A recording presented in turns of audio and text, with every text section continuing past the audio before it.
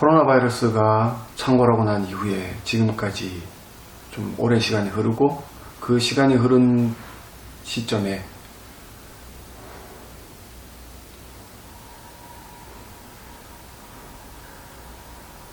우리 참 많은 일들이 있었습니다. 코로나19 바이러스 사태라는 심각한 상황을 맞아서 참으로 많은 교회들이 힘들어하고, 그 가운데 있는 성도들 또한 많이 힘들게 그렇게 살아가고 있는데요. 지금 이 시점에서 연말이 되면 교역자들 이동이 있고, 많은 교역자들이 이 교회에서 저 교회로 옮겨가기도 합니다. 근데 올해는 참으로 특이한 것이 그 사역지 구하기가 참으로 힘들어질 것 같아요. 왜 그러냐면 코로나19로 인해서 헌금이 줄고, 그리고 일들이 많지 않기 때문에 기존에 있던 교회들이 감축, 즉 정리해고를 하기도 하고, 그리고 어떤 사역자가 나가면 그 결혼을 메꾸지 않는 그런 어떤 기현상이 지금 벌어지고 있습니다. 이것은 세상에서 일어난 일들입니다. 이스타항공에서 참으로 잘못된 어떤 경영구조 때문에 지금 600명 이상 정리해고되는 상황에 놓여져 있는데, 근데 우리가 알고 있는 이 교회라는 것이 그들과 같은 길을 걷는다면 이는 참 슬픈 일이 아닐까 생각을 합니다. 그래서 저는 민병선이라고 하고요, 얼마 전까지 교회에서 사역을 하던 목사였습니다. 아직도 목사이기는 하나 지금은 일반 일을 하기 위해서, 먹고 살기 위해서 다른 일들을 준비하고 있는데, 근데 너 왜 카메라에 섰어? 이렇게 질문을 하면 제가 목사라는 그 직분을 가지고 사역이라는 것을 10년 동안 했는데, 그동안 보고 배웠던 것, 그리고 제가 공부했던 것, 그리고 성경을 통해서 알게 되었던 것들을 나누면서 조금이나마 교회가 무엇인지, 교회가 어떻게 행해야 되는지에 대한 이야기들을 해보고자 이렇게 어색하지만 카메라 앞에 섰습니다. 우리가 잘 아는 것처럼 그래요. 지금 교회가 교회다운 모습을 보여주지 못하고 늘 세상으로부터 지탄을 받고 모욕을 당하고, 그로 인해서 하나님의 이름에 먹칠당하는 상황에 노출이 되는데, 우리가 이런 것들을 바라보면서 슬퍼하지 않고 너무나 우리의 마음을 옛날에 이스라엘 백성들이 그랬던 것처럼 옷을 찢고 죄를 뒤집어 쓰지 않는 일들이, 그런 일들이 일어나지 않는다면 우리의 교회들은 별 다를 바 없이 이렇게 침몰하는 배와 같을 수밖에 없다. 저는 그런 생각을 했습니다. 그래서 오늘부터 에베소서 강해를 하는데요. 오늘은 서론 시간입니다. 서론 시간인데, 이 시간을 통해서 제가 여러분들에게 말씀을 드리고 싶은 게, 교회가 과연 무엇인가? 우리가 흔히 아는 것처럼 교회라는 것이 저 건물이고 벽돌이고 차가운 콘크리트고, 거기에 몇천억을 쏟아부어서 빛과 번쩍하게 만든 것이 다라고 이야기를 한다면, 지금처럼 이렇게 되는 현실이 오히려 정상적인 거겠죠. 하지만 하나님께서 말씀을 통해, 예수 그리스도를 통해 우리에게 보여주신 교회라는 그림은 그런 것들이 아니고요. 우리가 이 교회를 똑바로 이해하고 살아갈 때야 비로소 나 자신에 대해, 그리고 내가 살아가는 삶에 대해서 올바른 입장을 취하고 그 세상 속에서 하나님의 영광을 드러내는데 부족함이 없게 될 것이라 생각을 해서 이렇게 짧은 지식이고 참으로 어눌하지만 몇 마디 드리려고 이렇게 나왔습니다. 오늘 함께 찾아볼 본문이 에베소서 1장 22절 말씀입니다. 읽어드릴게요. 또 만물을 그의 발 아래에 복종하게 하시고 그를 만물 위에 교회의 머리로 삼으셨느니라. 오늘 사도 바울을 통해서 우리에게 전해주시는 이 메시지, 에베소서의 말씀 가운데 가장 핵심적인 구절입니다. 또 그를 만물 위에 교회의 머리로 삼으셨다. 결국은 교회라는 것이 간단하게 정의를 내리면 예수 그리스도가 머리가 된 그런 어떤 대상이다. 머리의 명령을 받고 움직이는 게 몸이기 때문에 우리가 그리스도가 머리라고 이야기를 하면 말 그대로 교회는 그리스도의 명령에 순종하고 순복하는 그런 일들을 행해야 됩니다.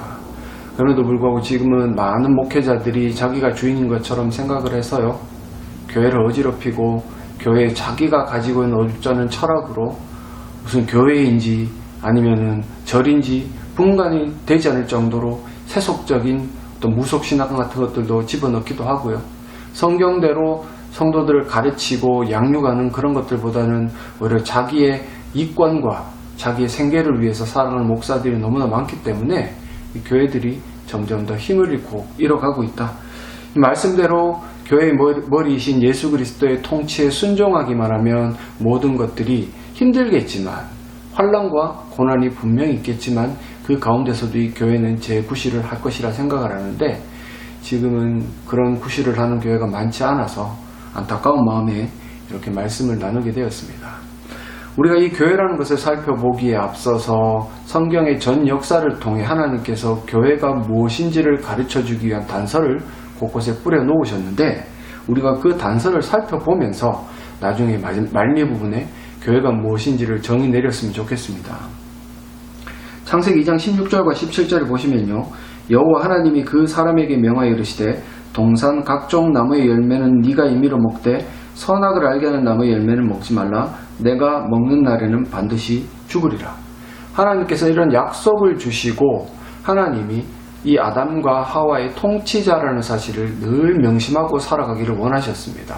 그렇다고 하나님이 짠돌이라서 조금만 주고 요것만 먹고 너네 떨어져, 이것이 아니라 오늘 본문 창세기 2장 16절에 보시면 동산 각종 나무의 열매를 네가 임의로 먹어라. 임의로 먹다는 마음대로 먹어라는, 모든 것들이 너의 것들이다. 하지만 한 가지, 선악을 알게 하는 나무의 열매는 네가 건드려서는 안 된다.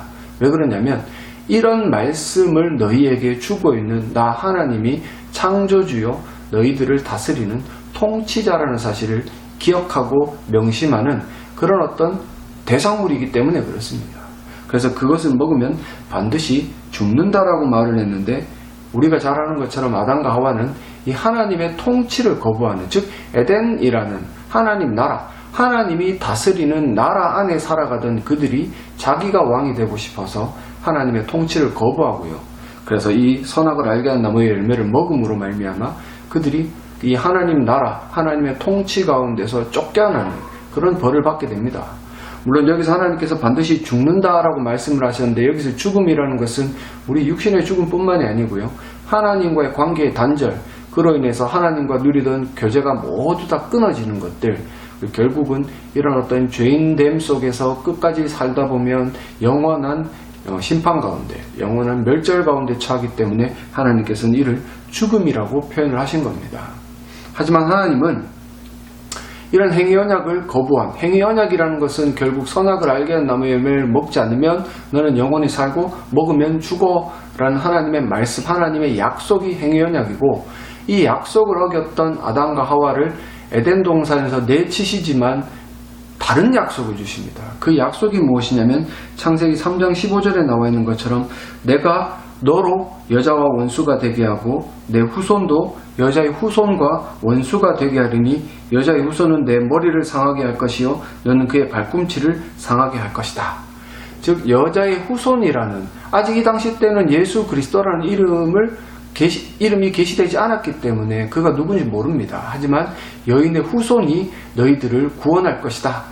너희들이 거부했던 나의 이 통치권을 완전히 회복시켜 너희들을 구원하실 거다라는 은혜의 약속, 너희들이 아무것도 하지 않아도 내가 이 일들을 행하여서 너희들을 구원하겠다라는 은혜의 약속을 주심으로 말미암아 다시 한 번 더 이 아담과 하와를 하나님의 통치 가운데로 넣어주시는, 이런 어떤 물리적인 지형적인 측면에서 에덴 동산에서 살지는 않지만 그들이 그 에덴 동산 바깥에 있기는 하지만 그래도 여전히 이 은혜의 약속을, 은혜의 언약을 믿음으로 말미암아 하나님의 통치를 받는 하나님의 백성으로 살아가게 하신다. 그래서 결국은 이 하나님께서 이 태초의 교회, 제가 태초의 교회라고 말씀을 드리는 이유가 뭐냐면 이 연계선상을 잘 이해를 하셔야 이해하기가 편하다라는 거예요. 성경에서는 에덴이라고 표현이 되기도 하고, 그리고 뒤에 가면 이스라엘이라고도 표현을 하고, 신약으로 넘어오면 교회라고도 표현을 하기도 하는데, 우리가 잘 이해하는 것처럼 이 교회, 태초의 교회, 즉 에덴 동산 특징을 살펴보면 하나님의 통치를 받는 자들, 하나님의 통치를 받는 사람들, 그들을 우리는 교회라고 표현을 할 수 있기 때문에 제가 이렇게 말씀을 드리는 겁니다. 그래서 태초의 교회였던 이 아담과 하와가 하나님의 그 통치권을 거부함으로 말미암아 그들은 더 이상 교회의 역할을 감당할 수가 없었어요. 그래서 에덴 동산을 쫓겨나서 그렇게 멸망할 수밖에 없었지만 하나님은 은혜를 베풀어 주심으로 그들을 다시 한 번 더 교회 삼아 주시는 큰 은혜와 사랑을 베풀어 주십니다. 그래서 이런 아담과 하와의 후손이 쭉쭉쭉쭉 태어나다가 아브라함에게 와서 이 약속이 조금 더 튼튼해져요. 그게 뭐냐면 창세기 17장 2절과 7절에 보시면 좀 긴데요. 제가 읽어 드릴게요. 내가 내 언약을 나와 너 사이에 두어 너를 크게 번성하게 하겠다 하시니 아브라함이 엎드렸더니 또 하나님이 그에게 말씀하여 이르시되 보라 내 언약이 그때 말씀하셨던 그 은혜 언약 여인의 후손이 너를 구원하겠다는 그 약속이 너와 함께 있으니 너는 여러 민족의 아버지가 될 것이다.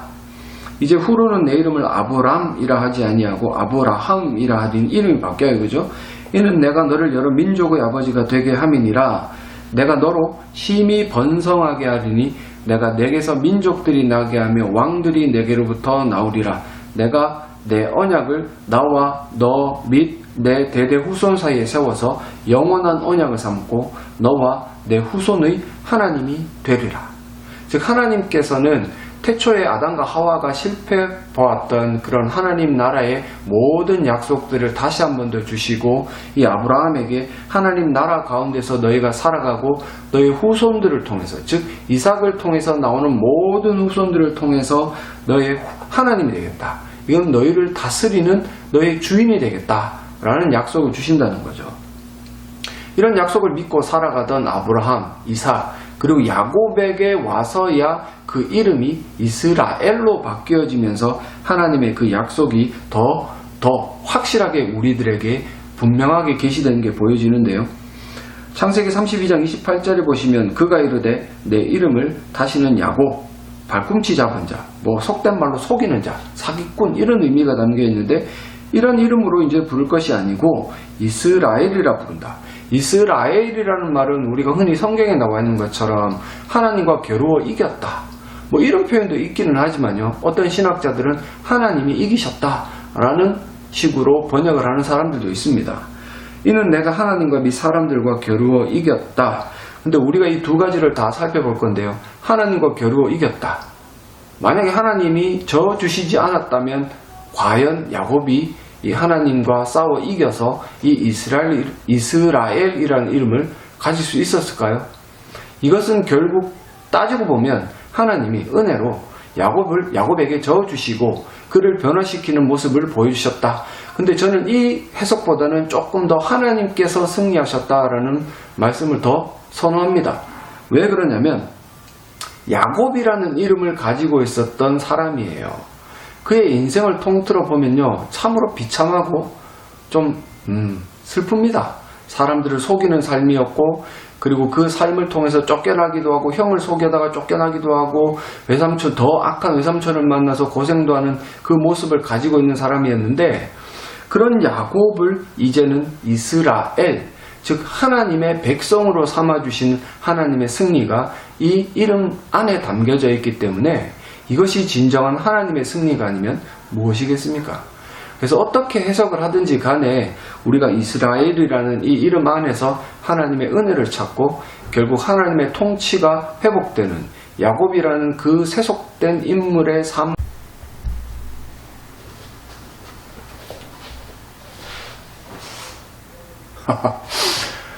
죄송합니다. 제가 카메라를 쓰는 게 익숙하지 않아서 지금 동영상 찍고 있는데 이게 어느 정도가 되니까 잘려버리네요. 계속 이렇게 이어붙여서 우선은 말씀을 드릴게요. 다음에 제가 숙달 되면 시간 늘려가지고 한 번에 녹화할 수 있는 방법을 한번 강구해 보겠습니다. 그래서 하나님께서는 아까 말씀드렸던 출애굽기 10장 2절에 나는 너를 애굽 땅 종되었던 집에서 인도하여 낸 내 하나님 여호와다 이런 말씀을 주심으로 결국은 너희들에게 내가 은혜를 베풀어서 내 백성을 만들었다. 이런 뉘앙스로 이런 뜻으로 이 말씀을 주시고요. 그 다음에 십계명을 주심으로 말미암아 계속해서 이 말씀을 너희들이 지켜나갈 때 너희가 나의 백성이라는 것을 내가 알겠다. 어떤 표징으로 말씀들을 주세요. 근데 혹자들은 이 십계명을 지켜나감으로 말미암아 하나님의 백성이라는 그 이스라엘 공동체 안에 머물 수 있다라는 말씀을 하시는 분들도 있는데 제가 본 성경의 어떤 의도는 그게 아니고요. 하나님께서 은혜로 베풀어 주신 은혜를 주심으로 말미암아 애굽에서 이끌어낸 사람들에게 은혜로 또한 이 십계명의 말씀을 주시고 은혜로 이 말씀을 지켜나갈 수 있고, 만약에 지키지 못한다면 회개할 수 있는 은혜까지도 주시는 하나님이시기 때문에 결국 이것이 이 공동체 안에 머무르고 있다고 해서 해결되는 문제가 아니라 그 가운데, 조금 뒤에 있다가 제가 말씀을 드리겠지만, 진정한 교회가 하나님의 선택과 부르심 아래에 있기 때문에 이 공동체 안에서 그것들이 다 해결되는 문제는 아니다. 결국 하나님께서는 은혜로 베푸신 자들 1대1 그런 개인 간의 관계성 속에서 이런 말씀들을 주시고 이것들을 이루어 가시는 분이라는 사실을 깨달으시면 좋겠습니다. 그래서 이스라엘, 특히 하나님의 승리를 담고 있는 하나님의 그 어떤 능력으로 말미암아 죄 가운데 살아가던 그 자들을 택하시고 그 가운데 야곱과 같은 사람을 이스라엘로 바꾸어 놓는 그 일들을 통해서 하나님은 다시 한 번 더 교회가 어떤 곳인지를 보여주시고, 그 교회가 이렇게 살아야 되고 일어나는 말씀을 지킴으로 말미암아 너는 나의 주권을 인정하고 나의 통치를 인정해라, 그런 의도로 계명들을 주신 것이기 때문에 결국 태초의 교회, 이스라엘의 교회, 이런 두 가지 관점에서 연속선상을 이해를 할 필요가 있습니다. 그리고 이제 우리가 잘 아는 것처럼 예수님이 이 땅 가운데 오셔서 우리의 모든 죄값들을 그 십자가에서 대속하시고 3일 만에 부활하시고 또한 승천하셔서 온 우주 만물을 다스리는 통치자가 되신 이후에 우리에게 주신 그 교회, 이 교회는 뭐로부터 부르다라는 의미입니다. 어디로부터 불렀겠습니까? 외인인, 밖에 있는, 그리스도 밖에서 살아가던 죄인인 어떤 자들을 불러 그리스도 안으로 집어넣음으로 말미암아 그들을 교회라는 이름을 주셨고, 결국은 보시면은 마태복음 16장 15절과 18절 좀 길지만 읽어드릴게요. 이르시되 너희는 나를 누구라 하느냐? 시몬 베드로가 대답하여 이르되 주는 그리스도시요 살아계신 하나님의 아들이시니이다. 이 베드로의 고백 안에 예수님이 창조주요 통치자, 이 말을 나중에 제가 말씀을 드릴게요. 다시 한 번 더 그 두 가지의 의미가 다 담겨져 있는 거예요. 태초에 하나님이 천지를 창조하시고 에덴 동산을 다스리는 통치자로서 살아가신 그 하나님의 모습이 지금 이 시몬 베드로의 고백 안에 다 담겨져 있는 겁니다. 17절에 예수께서 대답하여 이르시되 바요나 시몬아 내가 복이 있도다. 이를 내게 알게 하는 혈육이 아니다. 네 스스로 이것을 알게 된 게 아니다. 하늘에 계신 내 아버지다. 이것이 은혜 아니겠습니까? 자기 자신이 주인이고 자기 자신을 주인 삼아 살아가던 그런 어떤 죄인들에게 하나님께서 알게 하시는 거예요. 내가 너의 통치자다. 그리고 18절에 또 내가 내게 이르노니 너는 베드로라.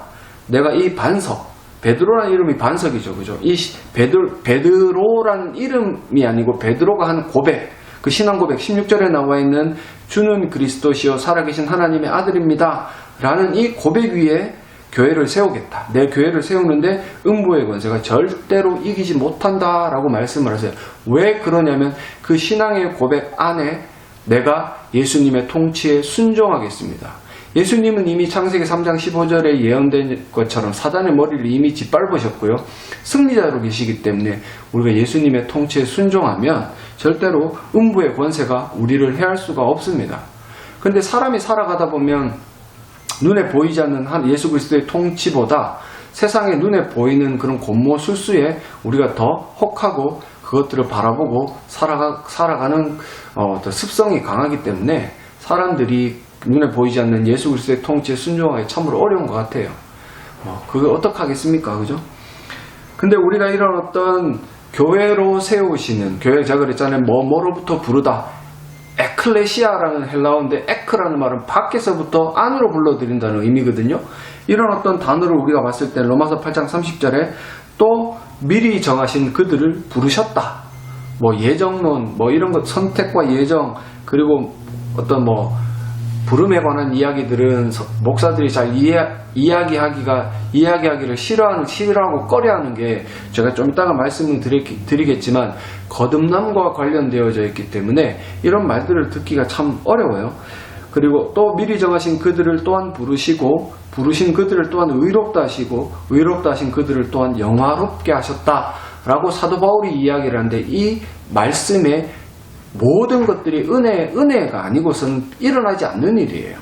나의 협력과 나의 능력과 나의 어떤 애씀이 이런 일들을 가능케 하는 것은 아니거든요.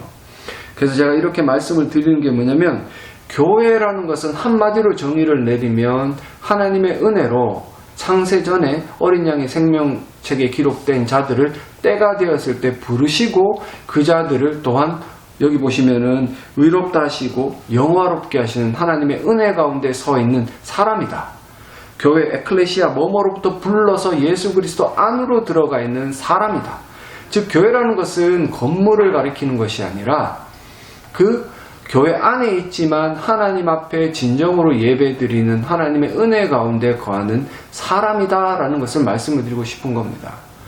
그래서 우리가 이 교회가 사람이다라는 이 공식, 제가 말씀드렸던 것처럼 태초의 교회, 이스라엘의 교회, 그리고 신약시대로 넘어와서 예수님께서 만들어 놓으신 교회는요, 쭉 연장선상에 있는 동일한 교회, 즉 부르신 자들이고, 그 부르신 자들이 모여서 하나님을 진정으로 예배드리는 그런 모임이라는 것을 말씀드리고 싶다라는 거죠.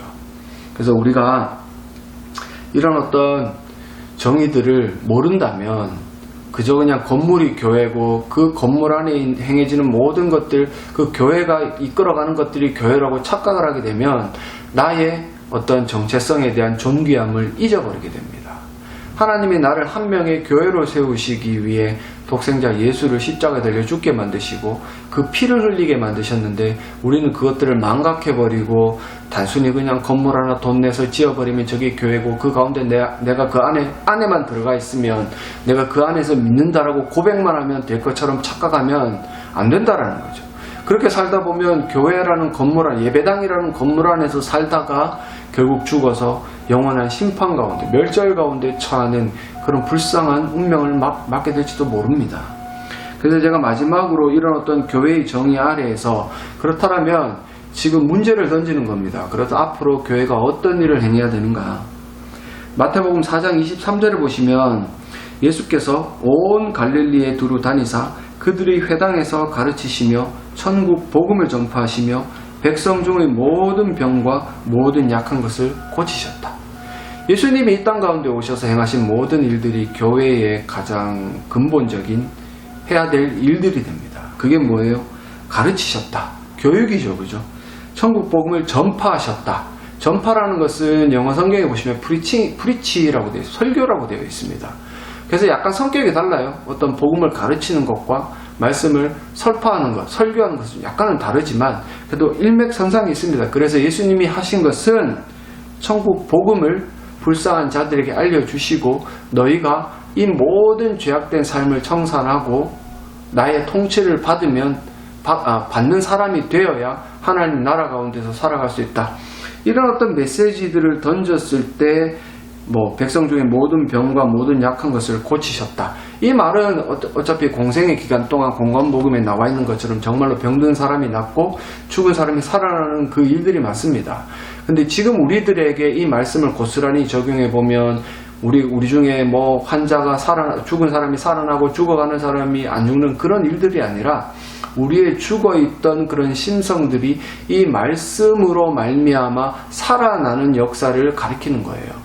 즉 야곱이라는 그런 세속된 인물이 하나님의 은혜로 말미암아 하나님의 승리를 거두셔서 그를 이스라엘로 바꾸어 놓으셨던 것처럼, 우리가 이 복음의 말씀을 듣고 배울 때야 비로소 이런 모든 치유의 과정이 일어나서 죄인에서 의인으로 바뀌어져 가는데, 로마서 10장 17절을 보시면 그러므로 믿음은 들음에서 나며 들음은 그리스도의 말씀으로 말미암는다, 이렇게 단서를 주십니다. 그래서 우리가 교회 가운데서, 예배당 가운데서 교회로 모이는 모든 주의 백성들이 말씀을 듣고 배우는 것이 중요하다. 근데 여러분들이 돌이켜보면 교회 가운데 이런 가르침들이 얼마나 있습니까? 진정으로 진지하게 설교의 말씀을 듣고 성경 한 구절이라도 깨달아갈 수 있는 말씀이 있습니까? 목사들은 말씀을 설교한다라고 이야기를 하지만 듣다 보면 이게 인문학 강좌인지 무슨 한편의 에피소드를 이야기하는 건지 아트 설교라고 이야기하면서 대단한 설교를 하는 것 같지만 들어보면 십자가의 복음은 하나도 담겨져 있지 않는 거짓부렁의 말들만 전하지 않습니까? 그리고 믿음 신학이다, 번영 신학이다, 예수를 믿으면 잘 돼야 된다, 예수를 잘 믿으면 잘 먹고 잘 산다, 이런 허튼 소리나 틱틱 하니까 성도들은 거짓말을 듣고 있는 거예요. 그리고 교회에서 해야 되는 일들, 예수께서 가르치셨던, 회당에서 가르치신 일들이 일어나지 않아요. 왜 그러냐면 사람들이 힘들어한다, 피곤하다, 교회에 오면 편하게 있다가 집에 가게 해줘라. 이건 실질적으로 제가 어떤 목사님으로부터 들은 말씀입니다. 성도들 교회에 오면 가르친다고 괴롭히지 말랍니다. 괴롭히지 말고 편하게 있다가 집에 가서 더 편하게 있을 수 있도록 해줘라. 그게 지금 교회의 현실입니다. 왜 그럽니까? 이런 일들을 하면 더뎌요. 시간이 오래 걸리고 이런 일들 하면 성도들이 힘들어하는 거 당연합니다. 교회 가운데는 믿는 사람도 있지만 불신자들도 있기 때문에 그들의 어떤 본성을 뜯어고칠 수 있는 100% 갱신시킬 수 있는 이 복음의 말씀은 그들을 힘들게 합니다. 마음대로 살아가던 삶에 대해서 제동을 걸고요. 너 그렇게 살면 안 되라고 이야기를 하면서 똑바로 살아라 라고 권면하는 내용들을 누가 듣기 좋아합니까? 그렇지만 더 힘든 게 뭐냐면 다음 말씀이에요. 요한복음 3장 3절입니다. 예수께서 대답하여 이르시되 진실로 진실로 내게 이르노니 사람이 거듭나지 아니하면 하나님의 나라를 볼 수가 없다. 똑같은 말씀을 3장 5절에서 이렇게 표현합니다. 예수께서 대답하시되 진실로 진실로 내게 이르노니 사람이 물과 성령으로 나지 아니하면 하나님의 나라에 들어갈 수 없다. 즉 이 거듭남이 없으면 결코 하나님 나라를 볼 수도 없고 들어갈 수도 없다. 즉 이 말은 거듭나지 않으면 앞부분에 말씀을 드렸던 믿음이라는 것도 생겨나지 않는다. 믿음이 생겨나지 않으면 결국은 이 교회로서의 제 기능은 감당할 수가 없다. 참 어려운 말이죠. 아무리 복음을 들어도 하나님께서 은혜를 베푸셔서 거듭나게 하시지 않으면 나는 믿을 수가 없다.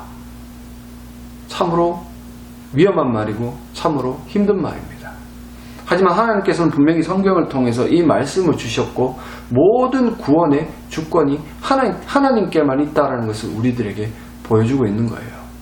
그래서 제가 조금 전에 말씀드렸던 로마서 8장 30절에 또 미리 정하신 그들을 또한 부르시고 부르신 그들을 또한 의롭다 하시고 의롭다 하신 그들을 또한 영화롭게 하셨다.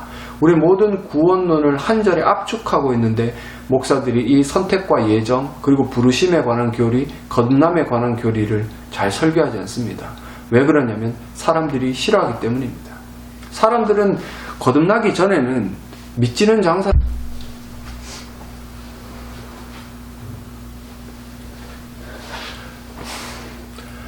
참 고조가 됐는데 또 꺼졌습니다. 이거 빨리 제가 한 번에 쭉 녹화될 수 있도록 기능을 숙지하도록 하겠습니다. 그래서 목사들은 그걸 자기 자랑 삼아요. 그러면 자기가 대단한 목사인 것처럼 생각을 합니다. 근데 잘 알아야 되는 것이 제가 오늘 말씀드렸던 것처럼 모든 것이 은혜에 기인하고 하나님께 모든 것들의 그 원인이 있다라면 결국 우리가 보는 것처럼 이렇게 대단한 큰 대형 교회들이 생겨날 수가 없습니다. 하나님의 선택과 예정을 받은 사람들이 참으로 이렇게 많습니까? 물론 그거는 많을 수도 있고 적을 수도 있겠지만 제가 말씀을 드린 것처럼 이 복음의 내용들을 가르치고 그들 가운데 예수님께서 행하셨던 일들을 통해 그들의 마음이 변화가 되는, 물론 그 앞서서 거듭남이라는 은혜의 역사가 있고 그 일들을 통해서 교회가 바로 서 나가게 된다면 과연 지금 우리가 바라보고 있는 이런 대형 교회들처럼 몇천 명, 수만 명, 수십만 명이라는 성도를 양산해낼 수 있을까? 저는 의심이 들거든요. 왜 그러냐면 결과적으로 드러나는 다음의 일들이 작금의 교회들의 모습 가운데서는 보이지 않기 때문에 그렇습니다. 갈라디아서 5장 22절과 23절입니다. 오직 성령의 열매는 사랑과 희락과 화평과 오래 참음과 자비와 양선과 충성과 온유와 절제니 이 같은 것을 금지할 법이 없다. 왜 그러냐면 우리가 잘 알고 있는 하나님의 법인 율법이 이것들을 생산해내는 기능을 갖고 있기 때문에 그렇습니다. 십계명을 통해서 우리가 하나님을 사랑하고 이웃을 사랑하는 것, 그것들이 가능한 것, 그것들을 통해서 드러나는 성령의 열매가 제가 읽어드렸던 사랑이라 화평, 오래 참음, 자비, 양선, 충성, 온유, 절제입니다. 저는 그렇게 생각이 돼요. 내가 교회를 오래 다녔는데 이런 성령의 열매가 맺어지지 않고, 또한 이 성령의 열매는 이 9가지가 한 열매 안에 다 담겨져 있어요. 내가 이 성령의 열매라고 적혀있는 열매는 단수로 표현이 되어져 있고 그 단수인 열매의 속성이 9가지이기 때문에 이런 어떤 것들이 우리의 삶 가운데 뭐 어떤 것들은 많이 기능을 할 수도 있겠지만 어떤 것들은 좀 적게 기능을 하더라도 다 드러나야 돼요. 이런 것들이 만약에 드러나지 않는데도 불구하고 오히려 세속적이고 뭐 세상 사람들과 별 다를 바 없이 살아가면서도 내가 직분이 목사고 장로고 권사고 뭐 안수집사고 어떠고 저떠고 그러면서 나는 믿는 사람이다라고 착각하면 안 된다는 겁니다. 이런 일들이 가능한 게 결국은 제가 말씀드렸던 것처럼 거듭나야 되고 그 거듭난 10년 가운데 전해진 복음이 믿음으로 열매를 맺어야 되고 그렇게 제대로 믿는 사람들이 예수님의 통치에 순종하면서 살아가야 되고 그렇게 통치에 순종하면서 살아갈 때야 비로소 맺어지는 이 열매를 통해 세상이 바뀌고 이 세상 가운데 하나님의 영광이 드러나는데 과연 여러분들이 다니고 있는 그 교회 가운데 있는 모든 중직자들 아니 심지어 목사가 이런 열매를 갖고 있습니까? 정말 성도를 사랑하는 마음에 복음을 이 말씀을 전하기 위해 목숨 걸고 설교를 준비하는 사람이 있습니까?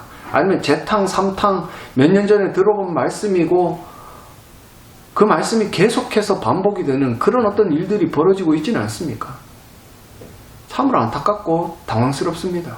신방을 가지도 않고 신방을 가더라도 별다른 관심이 없고 성도의 영혼에는 별다른 관심이 없어서 교회가 그저 굴러가기만 하면 만족하고 성도를 가르치기보다는 성도들 머리가 굵어져서 힘들어질까 싶어서 그냥 그저 놀리고 행사하고 이런저런 일들만 벌이는 게 목사 아닙니까? 장로들은요 예배 나오지 않습니다. 주일 예배만 반짝 나왔다가 평일날 수요 예배, 금요 예배, 새벽 예배 나오지 않습니다. 장로가 하는 일이 뭡니까? 교회를 돌아보고 성도를 사랑하고 그들을 위해 기도해야 되는데 절대로 하지 않습니다. 권사들도 마찬가지고 안수집사들도 마찬가지고요. 이런 어떤 일들을 벌인 것은 물론 저 같은 목사들에게 그 원흉이 있습니다. 죄송합니다. 정말 죄송하고 안타깝지만 지금이라도 우리가 이 말씀 교회가 무엇인지 오늘 에베소서 이 강의 서론을 통해서 조금이라도 알았다라면 교회는 나구나. 내가 교회구나. 내가 교회로 똑바로 서야 건강한 교회가 되고 이런 어떤 건강한 교회들이 모여야 그 예배당이 건강한 교회가 되는 그런 역사가 일어나는 거라. 그러기 위해 내가 거듭나야 된다. 내가 할 수 없잖아요. 거듭나는 것은 내가 할 수 있는 일이 아닙니다. 그렇다면 우리 어떻게 해야 됩니까? 인내를 가지고 하나님 앞에 엎드려 기도하고 나를 거듭나게 해달라고. 하나님, 정말 내가 거듭나지 않은 사람 같습니다. 내가 목사이기는 하나 수십 년을 신앙생활을 했으나 내게 이 열매가 없기 때문에 나는 거듭난 신자가 아닌 것 같습니다. 하나님 나를 불쌍히 여기시고 내게 거듭나는 은혜의 역사가 있을 수 있도록 좀 축복해 주세요 라고 엎드려 기도를 해야 됩니다. 죽을 때까지요. 왜? 하나님이 언제 거듭나게 하실지 모릅니다. 숨이 넘어가는 그 순간에 우리가 잘 알고 있는 것처럼 예수님 좌편과 우편에 달려있는 강도 중에 한 명은 죽기 직전에 예수 그리스도의 은혜로 거듭나 천국에 들어갔습니다. 우리가 그런 것들을 안다면 하나님의 은혜에 늘 의지하고 하나님의 은혜를 바라고 하나님 앞에 늘 엎드리는 겸손의 자세가 우리에게 있어야 되는 거예요. 그런 어떤 자들 가운데 하나님은 근데 제가 이렇게 말씀을 드린다고 해서 여러분들 가운데 몇 명이 엎드려서 하나님 내게 거듭남의 은혜를 주십시오라고 기도하겠습니까? 잘 없습니다. 왜 그러냐면 엎드려 기도하는 그 순간 그 사람은 제가 볼 때는 거듭남의 역사가 일어났기 때문에 그래요. 이 말씀을 믿고 하나님 앞에 엎드려 하나님 내가 죄인입니다. 아무리 생각해도 내가 장로인데 내가 권사인데 아무리 생각해도 열매가 없네요. 나를 거듭나게 해주세요 라고 기도하는 그게 믿음 아니겠습니까? 근데 제가 이렇게 자신 있게 말씀을 드리는 건 누구도 이런 기도를 하지 않는다라는 거죠. 하나님의 특별한 은혜가 있어야지만 엎드려 기도를 하는데 지금 목사들이나 장로들이나 권사들이나 안수집사들이나 아니 심지어 교회에 나와서 이제 갓 세례를 받은 사람도 자기가 거듭났는지 거듭나지 않았는지 절대로 점검하지 않습니다. 그래서 우리가 어떤 이런 거듭난 신자들의 모임이 커지면 커질수록 정말로 어떤 일이 일어나는가. 사도행전 2장 44절과 47절을 보시면 믿는 사람이 다 함께 있어 모든 물건을 서로 통용하고 또 재산과 소유를 팔아 각 사람의 필요를 따라 나눠주며 날마다 마음을 같이하여 성전에 모이기를 힘쓰고 집에서 떡을 떼며 기쁨과 순전한 마음으로 음식을 먹고 하나님을 찬미하며 또 온 백성에게 칭송을 받으니 주께서 구원받는 사람을 날마다 더하게 하시니라. 지금 우리가 가지고 있는 모습과는 정반대의 모습입니다. 지금 교회는 점점 더 사람들이 떨어져 나가고 있고 가난한 성도들이 늘어나고 있고 교회는 점점 더 힘을 잃어갑니다. 세상으로부터 지탄을 받고 지탄 받는 것 더 넘어서 이미 모욕을 당하고 욕을 먹고 있는 게 지금 우리 교회 현실 아닙니까? 그럼에도 불구하고 그것이 마치 자기들에게 주어져 있는 환난인 양, 그것이 고난인 것처럼 착각하면서 살아갑니다. 죄송합니다. 그거는요 자업자득이고 정말로 그 원인은 지금 그 교회라고 떠들고 있는 그 건물 안에 있는 여러분들 스스로에게 있습니다. 여러분들이 교회가 아닌 세상 가운데 나가서 여러분들의 삶을 통해 사람들에게 감동을 줍니까? 사람들이 여러분들의 삶을 바라보면서 저 사람은 뭔가 달라, 저 사람은 진짜 뭔가 믿는 사람 같아, 뭔가 많이 달라, 이런 이야기를 듣는 사람들이 있습니까? 목사조차도 없습니다. 목사들이 이번에 코로나 바이러스 사태가 터지고 난 이후에 참으로 힘들어하는 성도들을 그리고 이웃들을, 가난한 사람들을 위해 한번 돈을 쓴 적이 있습니까? 없잖아요. 기껏 하는 게 뭐 교회 돈 이런 것보다는 뭐 밖에서 돈을 땡겨, 더 큰 교회에서 돈을 땡겨 와가지고 가난한 교회를 돕고 그거 자기 자랑 삼지만 결국 자기 교회에 있는 재정은 낭비를 하지 않습니다. 낭비가 아니고 사용을 하지 않아요. 죄송합니다. 낭비가 아니고요. 이런 모습들을 바라보면서 과연 누가 속된 말로 사람한테 감동이라도 받고 교회를 오겠습니까? 누가 과연 그 사람이 행한 일을 바라보고 존경하면서 교회를 나오겠습니까? 말세의 때가 분명히 맞지만 이 말세의 때에도 분명히 건강하게 서 나가는 교회는 있고요. 그 교회들을 통해서 하나님은 반드시 일을 하세요. 하지만 우리가 분명히 그에 앞서서 아셔야 되는 것은 교회는 바로 나다. 예수를 믿고 예수님의 통치에 순종하고 있는 나 자신이고, 그런 나 자신은 이미 하나님의 은혜 가운데 거듭나 있고, 그래서 그런 어떤 믿음을 가지고 교회로 살아가는 나의 삶을 통해 열매는 맺어져야 된다. 아니, 그 열매가 있어야 된다. 이런 어떤 상관관계를 우리가 이해하고 살아가야만 이 에베소서를 바라보아도 이것이 교회론에 담겨져 있는, 그리고 교회가 무엇인지, 교회가 누구인지, 그리고 그 교회로 살아가는 사람들이 어떻게 살아가야 되는지에 대한 내용들을 잘 이해하실 수 있을 거예요. 그래서 오늘 긴 시간 말씀을 드렸는데, 결국 에베소서 1장 22절에 나와 있는 말씀, 또 만물을 그의 발 아래에 복종하게 하시고 그를 만물 위에 교회의 머리로 삼으셨다. 나의 머리는 예수 그리스도요. 그 예수 그리스도가 나의 머리라면 머리가 시키는 대로 해야 됩니다. 만약에 내 머리가 이 오른손을 들고 손을 흔들으라고 명령을 내렸는데 만약에 왼손을 들고 흔들고 있으면 이 머리는 잘못된 겁니다. 하지만 우리가 믿고 있는 것처럼 예수님은 전능하신 분이고 완벽하신 분이고 완전하신 분이기 때문에 그분이 만약에 나의 머리가 되셔서 내게 말씀하시는 모든 것들은 완전한 가르침입니다. 그 말씀에 순종하는 것이 우리에게 주어져 있는 의무요, 그 말씀에 작게나마 순종하고 때로는 어길 때도 있겠죠. 우리는 아직까지 죄된 본성을 가지고 있기 때문에 예수님의 통치에 100% 순종하면서 살아가는 사람은 없습니다. 하지만 전제가 내가 예수님의 통치에 순종하면서 살아가야 되겠구나, 이런 삶이 나의 어떤 교회됨에 대한 증거구나, 그런 어떤 증거로 나는 열매를 맺고 세상 가운데 하나님의 영광을 드러내는구나, 이것을 깨달으시기를 간절히 소망합니다. 그래서 이 말씀을 통해, 오늘 말씀을 통해 태초의 교회, 아담과 하와를 통해 보여주셨던 그 교회, 그리고 야곱을 통해 보여주셨던 이스라엘의 교회, 그리고 예수 그리스도를 통해 우리에게 보여주셨던 이 신약시대에 우리가 지금 몸담고 있는 교회, 이것은 건물이 아니라 예수님의 통치, 구약시대에는 죄송합니다.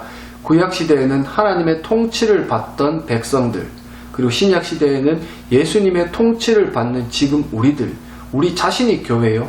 그 교회들은 분명히 열매를 맺어 제가 사도행전 2장 44절과 47절에 읽어드렸던 말씀처럼 세상으로부터 칭송을 받고, 그래야 하나님께서는 그 교회 가운데 사람들을 날마다 더하시는 역사를 이루어 가신다는 겁니다. 그래서 비록 작은 교회에 있습니까? 작은 교회를 다닙니까? 그리고 내가 아직 미약합니까? 열매를 맺는 것이 참으로 미약합니까? 아니면 내가 아예 거듭나지 않은 신자 같습니까? 이 말씀 들으시고 하나님 앞에 은혜를 구하시기를 간절히 소망합니다. 그 은혜를 구하는 가운데 하나님은 특별히 그에게 축복을 더하셔서 그가 만약에 거듭나지 못했다면 거듭나게 하시고 거듭났는데 약하다면 강하게 하셔서 그 사람들의 삶을 통해 하나님은 영광 받으시고 그 사람들의 열매를 통해 죽어가는 영혼들을 살려내실 것입니다. 이 말씀을 믿고 계속해서